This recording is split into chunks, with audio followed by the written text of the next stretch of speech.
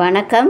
இன்றைக்கி பதிவில் செட்டிநாட்டு ஸ்டைலில் கோழி குழம்பு எப்படி வைக்கலாம் அப்படின்னு பார்க்கலாம். அதுவும் அதை மண் சட்டியில் எப்படி வைக்கலான்னு பார்க்கலாம். முதல்ல வாணலில் ஒரு மண் சட்டியை வச்சுக்கிட்டு அதில் கொஞ்சம் போல் நல்லெண்ணெய் விட்டுக்கலாம். இந்த செட்டிநாட்டு குழம்புக்கு கோழி குழம்புக்கு நல்லெண்ணெய் தான் ரொம்ப முக்கியம். நல்லெண்ணெய் ஊற்றி ஒரு 2 டீஸ்பூன் சோம்பு போட்டுக்கலாம், 2 டீஸ்பூன் ஜீரகம். அதை நல்லா வெடிக்கட்டும். ஜீரகமும் சோம்பும் கொஞ்சம் படபடன்னு வெடிக்கட்டும். இப்போ 2 டீஸ்பூனு மிளகு போட்டுக்கிறேன். 2 டீஸ்பூன் மிளகு போட்டு அதுவும் கொஞ்சம் நேரம் அந்த எண்ணெயில் கொஞ்சம் நேரம் படபடன்னு வெடிக்கட்டும். அப்படியே வெடிச்சிட்ருக்கட்டும். இந்த குழம்பு ஃபுல்லாகவுமே நல்லெண்ணெயில் தான் வைக்கணும். அதுதான் ரொம்ப டேஸ்ட்டாக இருக்கும். இப்போது பட்டை, பிரிஞ்சி இலை, ஒரு ஏலக்காய் இதெல்லாம் போட்டு அது கூடவே ஒரு 7-8 காஞ்ச மிளகா போட்டு வதக்கிக்கலாம். அதையும் அந்த நல்லெண்ணெயில் நல்லா வதக்கணும். அந்த மிளகா வதங்கினதும் கொஞ்சம் போல் தனியா, கொத்தமல்லி விதையை போட்டு அதையும் அந்த எண்ணெய் கூடயே நல்லா வறுத்துக்கலாம். இப்போ கொஞ்சமாக ஒரு கைப்பிடி அளவு கருவேப்பிலையும் போட்டு அதையும் நல்லா பொன்னிறமாக வறுத்துக்கணும். எந்த இடத்துலையும் கருவிடாத வறுக்கணும். அப்படியே கைவிடாமல் வறுத்துட்டு அந்த எண்ணெயிலே எல்லாம் ஒன்று சேர வேகணும். இப்போது கொஞ்சம் தேங்காயை கலக்கலாம். தேங்காயை கலந்து அந்த தேங்காயும் நல்லா அந்த எண்ணெயில் நல்லா வேகணும். நல்லா வேகிற அளவுக்கு நல்லா வதக்கணும். நல்லா வதக்கிக்கிட்டே இருக்கும்போது இப்போது அந்த எண்ணெய் எல்லாம் சொரிஞ்சு அப்படியே சேர்ந்து ஒன்றா அந்த மசாலாவில் ஒன்று கலந்துக்கும். இப்போ இதை எடுத்து ஒரு மிக்ஸி ஜாரில் வச்சுக்கலாம். இந்த மிக்ஸி ஜாரில் வச்சு கொஞ்சம் நேரம் ஆற விட்டு அப்படியே ஆற விடணும். மிக்ஸி ஜாரில் எடுத்து உடனே அரைக்கக்கூடாது, கொஞ்சம் நேரம் ஆறணும். ஆற விட்டு மிக்சியில் போய் இந்த மாதிரி ஒரு பேஸ்ட்டாக அரைச்சி வச்சுக்கலாம். இது அப்படியே ஒரு வாரமாக இருக்கட்டும். இப்போது அதே சட்டியில் கொஞ்சம் போல் நல்லெண்ணெய் விட்டு அந்த நல்லெண்ணெய் சூடு ஏறணும். சூடு வந்ததும் சோம்பு, கொஞ்சம் ஏற்கனவே சோம்பு போட்டு அரைச்சிருக்கோம், இது தாளிப்புக்கு, அதனால் கொஞ்சோண்டு சோம்பு,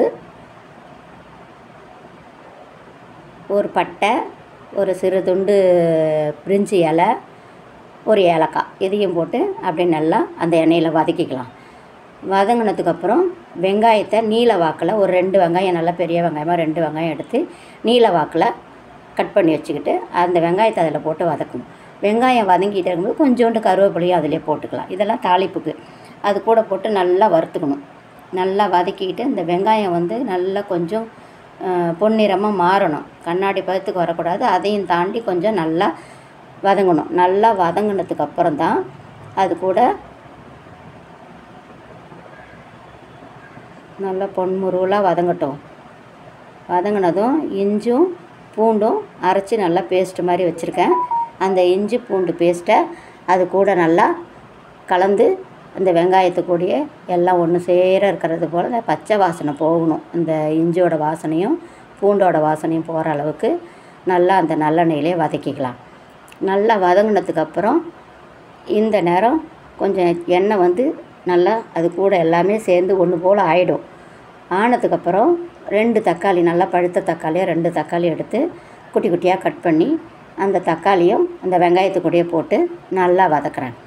நல்லா வதங்கணும். அந்த தக்காளி கிரேவி மாதிரி ஆகும். நல்லா வெந்து போகணும். தக்காளி வேகிற அளவுக்கு அந்த எண்ணெயிலே நல்லா வேகணும். இப்போ ஒரு 2 பச்சை மிளகா அல்லது 3 பச்சை மிளகா தேவைக்கேற்ப போட்டுக்கலாம். அது கூட கொஞ்சோண்டு மஞ்சத்தூள், அந்த மஞ்சத்தூளையும் பச்சை மிளகாயும் போட்டுட்டு ஒரு கலரிக்கலாம். அப்போது ஒரு டீஸ்பூனு தனி மிளகாத்தூள், 1 டீஸ்பூன் கொத்தமல்லி தூள் இது போட்டு இதையும் நல்லா அந்த வெங்காயம் தக்காளி இது கூட சேர்ந்து நல்லா வதக்கணும். நல்லா வதக்கணும். அந்த வெங்காயமும் தக்காளியும் ஒன்று சேர்ந்து வெந்து வரும்போது கொஞ்சம் உப்பு, அந்த குழம்புக்கு தேவையான அளவு உப்பை நம்ம இப்போ போட்டுடணும். உப்பு போட்டதுக்கப்புறமும் திரும்ப ஒரு கலரிக்கணும். நல்லா கலரி விட்டுட்டு கொஞ்சமாக தண்ணி, சும்மா ஒரு 1/2 டம்ளர், ஏன்னா அந்த கிரேவி ஒன்று சேர்ந்து வேகணுங்கிறதுக்காக தான் அந்த தண்ணி. அந்த தண்ணியை விட்டு நல்லா ஒரு கலரி இருக்கட்டும். இப்போ இதில் வெங்காயம் தக்காளி பச்சை மிளகாய் எல்லாம் நல்லா வெந்துடும். வெந்ததுக்கப்புறம் தான் இந்த எண்ணெய் லேசாக அங்கங்கே நல்லெண்ணெய் வரும். அந்த நேரம் நல்லா கழுவி வச்சுருக்கிற சுத்தம் பண்ணி வச்சுருக்கிற சிக்கனை அந்த கிரேவியில் போடணும். கிரேவியில் போட்டு அதையும் நல்லா வதக்கணும். நல்லா சுருளை வதக்கணும். அந்த மசாலா சிக்கனில் எல்லா பக்கமும் படுறது போல் நல்லா கிளறி விடணும். இப்படியே கிளறிட்டே இருக்கணும். எண்ணெய் நல்லா கொதித்து மேலே அங்கங்கே ஒரு சிறு சிறு நுரை மாதிரி வரும். அந்த நேரம் கொஞ்சோண்டு கொத்தமல்லி தூவலாம். கொத்தமல்லி இலையை தூவிட்டு அதையும் ஒரு பரட்டிட்டு நல்லா ஒரு இது பண்ணிட்டு, இப்போ அரைச்சி வச்சுருக்கிறோம்ல பேஸ்ட்டு, இந்த அரைச்சி வச்ச பேஸ்ட்டை இந்த நேரம் அந்த சிக்கனில் போடணும். சிக்கனில் போட்டு அதையும் நல்லா ஒரு கலரணும். இப்போ இந்த அரைச்சி வச்சது ஏற்கனவே நம்ம எல்லாம் வறுத்துட்டு தான் எண்ணெயில் வதக்கி தான் அரைச்சிருக்கிறோம். அதனால் கொஞ்சம் லேசாக வதங்கினதுக்கப்புறம் தேவையான அளவு தண்ணி அந்த மிக்ஸி ஜாரையும் கழுவி ஊற்றிட்டு அதுக்கு எக்ஸ்ட்ரா கொஞ்சம் தண்ணி ஊற்றி நல்லா கொதிக்க விடணும். நல்லா கொதிக்கட்டும். கொதித்து நல்லா தக்கு புக்குன்னு கொதிக்கும். அந்த மாதிரி கொதிக்கிற அளவுக்கு வச்சுக்கணும். இப்போது எண்ணெய் அங்கங்கே கொஞ்சம் பிரிஞ்சு வரும். ஊற்றின நல்லெண்ணெய் மேலே நிற்கும்.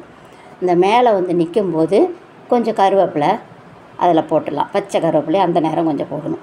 போட்டோம்னா நல்லா கோழி குழம்பு இப்படி சும்மா வாசனை தூக்கும். இப்போவே மூக்குக்கு சாப்பிடணும் போல் தோணுது. அந்த அளவுக்கு வாசனை இருக்குது. இதை என்ன சாப்பாட்டில் போட்டு சாப்பிட்டோன்னு வச்சுங்க, சொல்ல முடியாது, அமிர்தம் தான்.